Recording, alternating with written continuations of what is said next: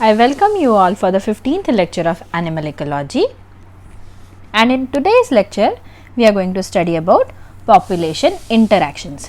हम पढ़ेंगे कि population में कैसे organisms या individuals interact कर सकते हैं. Now population interactions are of two types, दो तरह की हो सकती हैं. एक इंट्रास्पेसिफिक इंटरैक्शंस, मतलब एक स्पीशीज़ के बीच में, ठीक है. हमने इंट्रा का मतलब समझे थे हम. इंट्रा का मतलब होता है with in.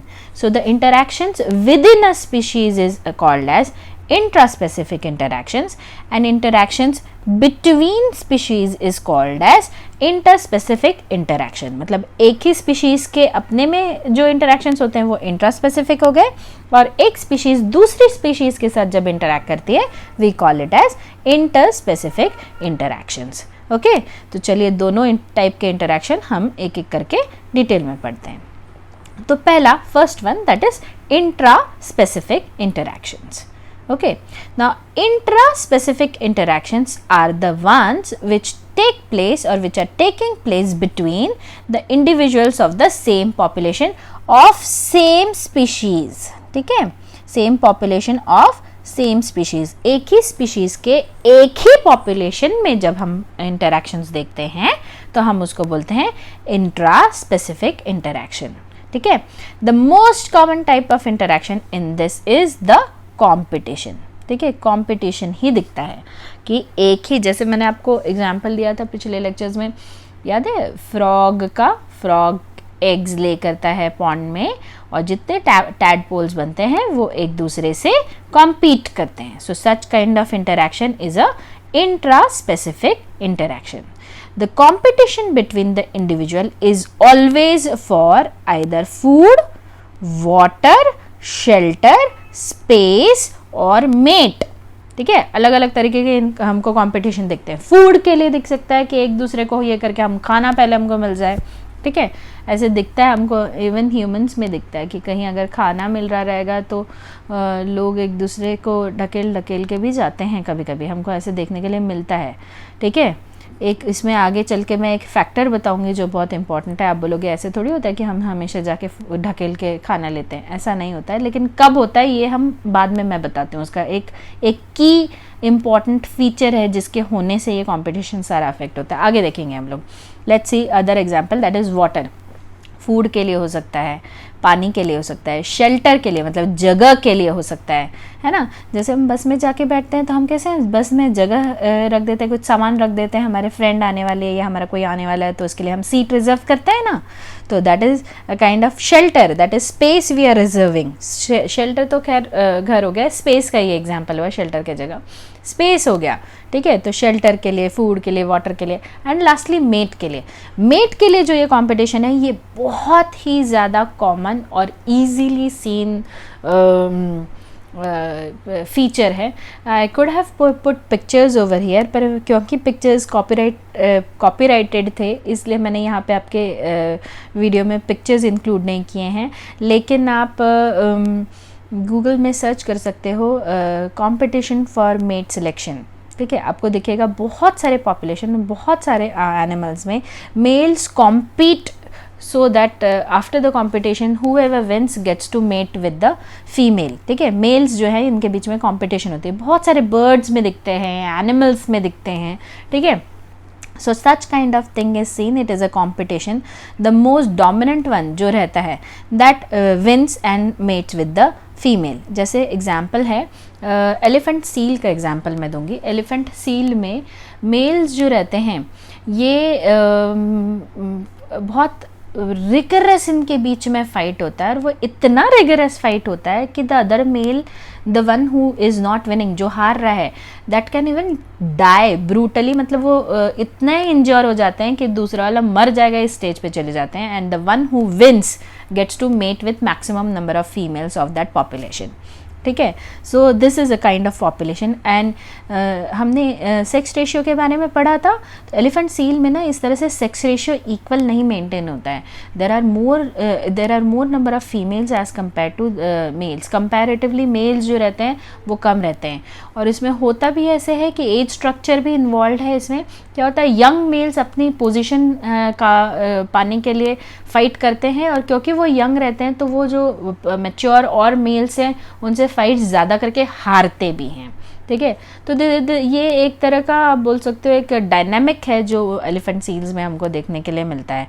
And which is again an example of competition which is scene in case of competition is seen in case of elephant seal, which is an example of intraspecific interaction and particularly intraspecific competition. ठीक है. Now जो मैं बोल रहे थे कि की factor और इम्पॉर्टेंट पॉइंट क्या है कि फॉर कॉम्पिटिशन टू ऑकर, कब यह कॉम्पिटिशन होगा, when the given resource is limited. ठीक है. ये कंपटीशन कब होता है, जब रिसोर्सेज जो है वो लिमिटेड रहते हैं. मैंने आपको एग्जांपल दिया था, खाना मिलता रहता है और हम भी जाके कभी कभी कॉम्पीट करते हैं टू गेट द फूड. ये कब होता है, जब खाना कम रहता है. एग्जांपल देती हूँ, शादी में आप गए हो, ठीक है, शादी में बुफे डिनर लगा है आपके लिए, फाइन, और सडनली कोई बोलता है अरे खाना कम पड़ेगा, जल्दी से जाके खा लो. जैसे ये बात फैलती है कि खाना कम है, everyone tries to go and get their own food, क्योंकि कोई नहीं चाहता है कि वो भूखा रह जाए. तो जब खाना कम है ये पता चलेगा तो सब लोग रश करने लग जाते हैं, सब लोग जाने लग जाते हैं. ठीक है, ताकि सबको खाना मिले. सो ये की इंपॉर्टेंट पॉइंट मुझे आपको बोलना था कि when the resource is limited, ज़्यादा नहीं है, जब ये पता चलता है तब उसके लिए कंपटीशन होता है. अगर आपको पता है कि हाँ चलेगा, बहुत सारा खाना है, कोई जल्दी नहीं है, कोई हड़बड़ी नहीं है, कोई घाई नहीं है, so everyone will be relaxed, there will not be any competition. But as soon as people know that there is some scarcity, या कम है या लिमिटेड है चीज़ें, द कंपटीशन विल बिगिन. ठीक है.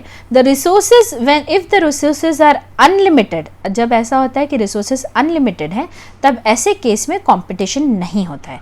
ऐसे केस में growth of the population will be exponential until the resource starts becoming limited. तो याद करिए, ग्रोथ कर्व देखा था हमने, एक्सपोनेंशियल ग्रोथ दिखती थी. दोनों में हमको एक्सपोनेंशियल ग्रोथ दिखती है. जे कर्व में भी दिखती है और एस कर्व में भी दिखती है, सिग्मॉइड कर्व में भी दिखती है. जे कर्व में भी दिख के जाके रुक जा रही थी, एस कर्व में वो जाके स्टेबल हो जा रही थी, राइट. तो इन दोनों केस में देखिए क्या होता है, ये जो एक्सपोनेंशियल ग्रोथ वाला पार्ट है, इस फेज में या इस सिचुएशन में जो रिसोर्स रहता है इकोलॉजिकल, ये अनलिमिटेड रहता है, तब तक वो कम या लिमिटेड नहीं हुआ रहता है. पर जैसे इन्फ्लेक्शन पॉइंट आता है, ये रिसोर्स जो है ये लिमिटेड होने लग जाता है. यूज़ हो के, मतलब आप फूड है वो खाते जाओगे तो कभी तो ख़त्म होगा ना. सो इस पॉइंट पे, इन्फ्लेक्शन पॉइंट पे आके क्या होता है, the resource starts becoming limited, जिसको ही हम क्या बोल रहे थे, एनवायरमेंटल रेजिस्टेंस बोल रहे थे, है ना, एनवायरमेंटल रेजिस्टेंस बोल रहे थे. एंड इसके आगे पॉपुलेशन जो है वो इंक्रीज नहीं हो पाती है. ठीक है. तो पॉपुलेशन कैसे हो गई, इंक्रीज्ड जो हो गई थी पॉपुलेशन, उसके हिसाब से कंपैरेटिवली ये रिसोर्स जो है वो लिमिटेड हो जाता है. So I hope you have understood the intra specific interaction. Now let's see the interspecific interactions. ठीक है. नाउ इंटरस्पेसिफिक इंटरैक्शंस के भी दो टाइप हैं. First one is called as neutralism and the second one is called as competition. अब competition repeat हुआ है, आपको कंफ्यूज नहीं होना है. पहले जो हमने बात की वो इंट्रा स्पेसिफिक कंपटीशन थी. अब ये इंटर स्पेसिफिक, दो डिफरेंट स्पीशीज के बीच में भी कंपटीशन होगी. कैसे होगी मैं एक्सप्लेन करूंगी आगे. पहले हम देखेंगे neutralism. What is neutralism? Neutralism is a type of interaction where two different species are in close proximity. proximity मतलब एक दूसरे के पास में, ठीक है, फिजिकली पास में. हाँ, फिजिकली मतलब दो ऑर्गेनिजम्स एक दूसरे के बिल्कुल आजू बाजू एक साथ ही ऑलमोस्ट को इनहैबिट कर रहे हैं किसी एक हैबिटेट को. ठीक है. they are in close close proximity to each other, but they do not affect either of them in a harmful or beneficial way. मतलब दो ऑर्गेनिजम्स, दो स्पीशीज एक ही जगह पे साथ साथ में रह रही है, पर वो एक दूसरे को अफेक्ट ही नहीं कर रही है. ठीक है, उनको एक दूसरे से कोई फ़र्क ही नहीं पड़ रहा है। जैसे एक ट्री पे लेट्स से एक एंट रह रही है और एक पैरट रह रहा है, दोनों एक दूसरे को कुछ भी अफेक्ट नहीं कर रहे हैं, ठीक है। पैरट अपना अपना रह रहा है, एंट अपने अपने रह रही है, लेकिन वो सेम हैबिटेट में रह रहे हैं, सेम जगह पे रह रहे हैं, सेम ट्री पे रह रहे हैं, पर they are not affected in any harmful way और इन एनी बेनिफिशियल वे। न वो एक दूसरे को हार्म कर रहे हैं, न वो एक दूसरे के लिए बेनिफिशियल है। तो इसीलिए नाम क्या है, न्यूट्रलिज्म, ठीक है। न्यूट्रल ये वर्ड से आया है, ये वर्ड, ठीक है। न्यूट्रल मतलब क्या, न पॉजिटिव न नेगेटिव, ठीक है। सो न हार्मफुल न बेनिफिशियल, ठीक है। This is observed when two species have different feeding behaviour, food procurement and other vital processes. तो जैसे मैंने दो एग्जाम्पल दिया आपको, एंट का दिया और एक पैरट का दिया, उनका फीडिंग बिहेवियर अलग है, वो अलग चीज़ खा रही है, एंट अलग चीज़ खा रही है, पैरट अलग चीज़ खा रहा है, फूड प्रोक्योरमेंट का तरीका अलग है, ठीक है, और उनके बाकी प्रोसेसेस भी डिफरेंट है। तो उनके कहीं भी पाथ्स जो हैं वो क्रॉस ही नहीं होते हैं, तो वो ना आप एक दूसरे को हार्मफुली अफेक्ट कर रहे हैं ना बेनिफिशियली अफेक्ट कर रहे हैं, ठीक है। It is a ideal concept and true neutralism is not observed in nature because there is always an indirect effect of one species on the other. This is very true. True neutralism जो है वो actual nature में नहीं दिखता है। अभी जो मैंने एग्जाम्पल दिया उस पे से ही मैं आपको एक्सप्लेन करती हूँ। जैसे पैरट्स क्या खाते हैं, पैरट्स खाते हैं सीड। तो सपोजली आप पैरट ने एक फ्रूट लिया, उसका सीड खाया और कुछ पार्ट खा के बाकी का छोड़ दिया। तो ऐसा हो सकता है ना कि एंट जाके वो बाकी का चीज़ उठा के लेके आ जाए, because ants do that, right. So here there is a interaction जहाँ पे कंप्लीटली न्यूट्रल नहीं होके सिचुएशन और condition can be created where one is affecting the other. तो हम ऐसे कह सकते हैं ना कि बच्चा जो रह गया सीड, वो एंट लेके गई तो ant is getting benefited somewhere. Parrot को कोई फर्क नहीं पड़ रहा है पर एंट को तो पड़ रहा है, करेक्ट। सो ट्रू न्यूट्रलिज्म में क्या है, दोनों को कोई फर्क नहीं पड़ना चाहिए, पर इधर क्या हो रहा है, हमको एंट को थोड़ा फर्क पड़ते हुए दिख रहा है। इसलिए हम बोल रहे हैं कि ट्रू न्यूट्रलिज्म, पूरा प्योर न्यूट्रलिज्म, ये नेचर में हमको देखने नहीं मिलता है, क्योंकि डायरेक्टली नहीं तो भी indirectly organisms are affected by each other. Okay, तो let's see the intra specific competition. Individuals of different species always compete for food, shelter, space and other resources. जैसे इंट्रा स्पीशीज में ऐसे कंपटीशन होता है, same way inter species में भी competition होता है। दस direct effect of one species is on the other, मतलब एक स्पीशीज दूसरे स्पीशीज को डायरेक्टली अफेक्ट करती है। एग्जाम्पल देती हूँ, हाइपोथेटिकल एग्जाम्पल है कि एक ही ग्रास पे डियर भी फीड कर रही है और जेब्रा भी फीड कर रहा है, ठीक है। तो दोनों कम्पीट कर रहे हैं फूड के लिए, ग्रास के लिए। तो एक जो है वो दूसरे को अफेक्ट करेगा। अगर डियर की पॉपुलेशन ज़्यादा होगी तो वो जेब्रा की पॉपुलेशन को अफेक्ट करेगी, या फिर वैसे वर्सा कि जेब्रा की पॉपुलेशन ज़्यादा हो गई तो वो डियर को अफेक्ट करेगी। So this is a competition between two different species. Now sometimes the species harming the other one may not even be affected by the interaction, ठीक है। अभी कभी कभी क्या होता है कॉम्पिटिशन में, डायरेक्ट ऐसे होता है कि एक स्पीशीज जो है वो दूसरे स्पीशीज को अफेक्ट करती है, पर जो स्पीशीज हार्म कर रही है, अफेक्ट कर रही है, उसको कोई फर्क भी नहीं पड़ रहा है। Such interaction is called as amensalism. क्या बोलते हैं ऐसे इंटरैक्शन को? Amensalism. I will give you an example. For example, हाथी घास पे चलता है तो घास दब के मर जाती है, ठीक है।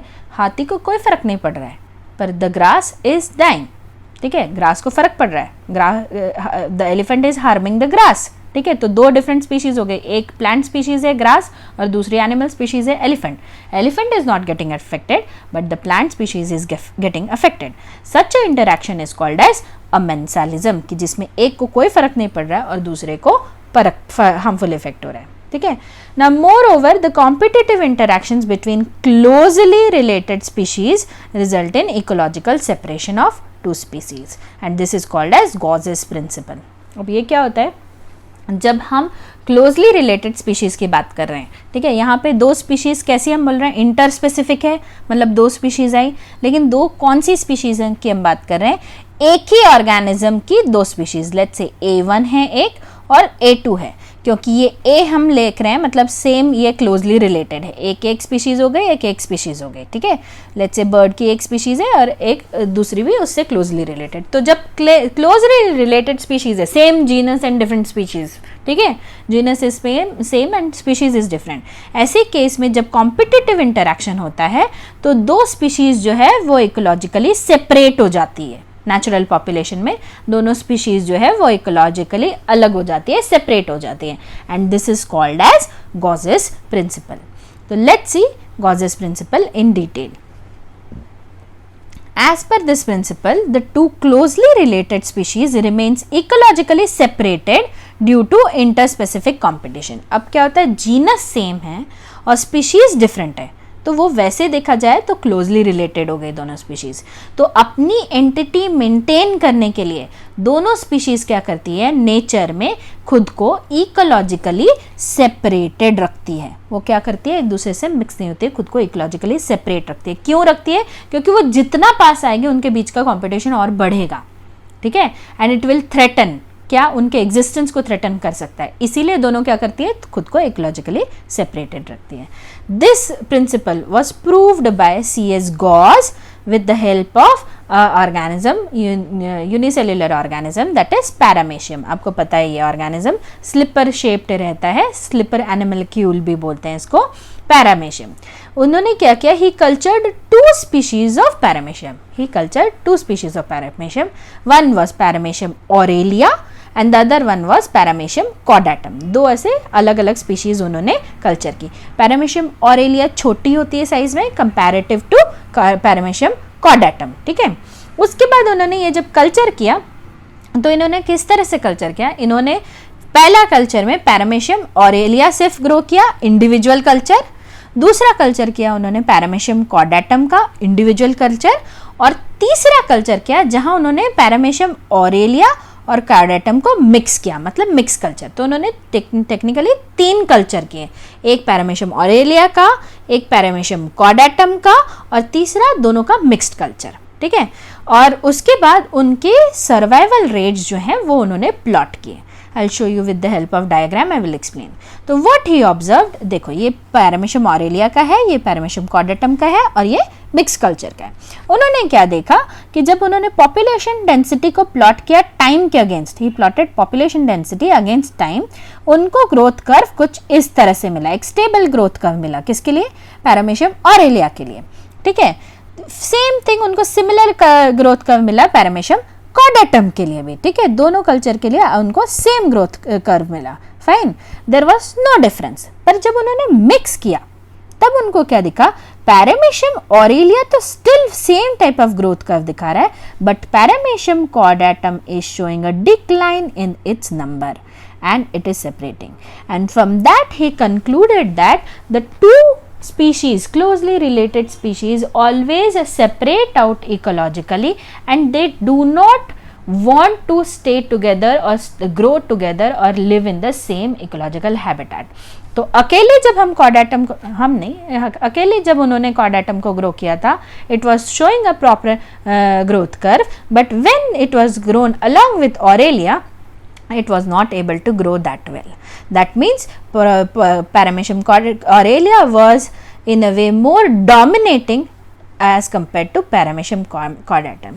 Dominating in what sense? वो कुछ caudatum को कर नहीं रही थी, but it was able to survive better, ठीक है, फिटनेस इसका ज़्यादा था। अब क्यों, लॉजिकली अगर हम आपको बताएंगे, मैंने जो आपको बताया उस पर से अगर आप डिड्यूस करना चाहेंगे तो पैरामेशियम ऑरेलिया की साइज़ छोटी सी रहती है, तो वो फटाफट डिवाइड करके अपने नंबर इंक्रीज कर सकते हैं, वेयरएज पैरामेशियम कॉडाटम की कंपैरेटिवली साइज़ बड़ी रहती है, so it takes more time to divide and it takes more space also, food also, everything.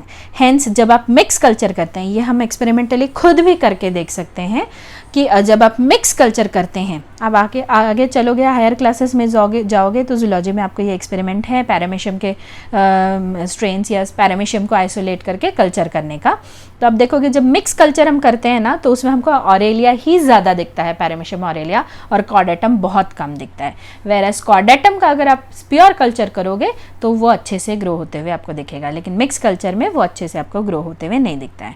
And this is nothing but Gause's principle, which was proved by C.F. Gauss. ठीक है, so that is all about for today's lecture. If you have any doubts and queries, please feel free to contact me through WhatsApp or through my email or through my blog. Thank you.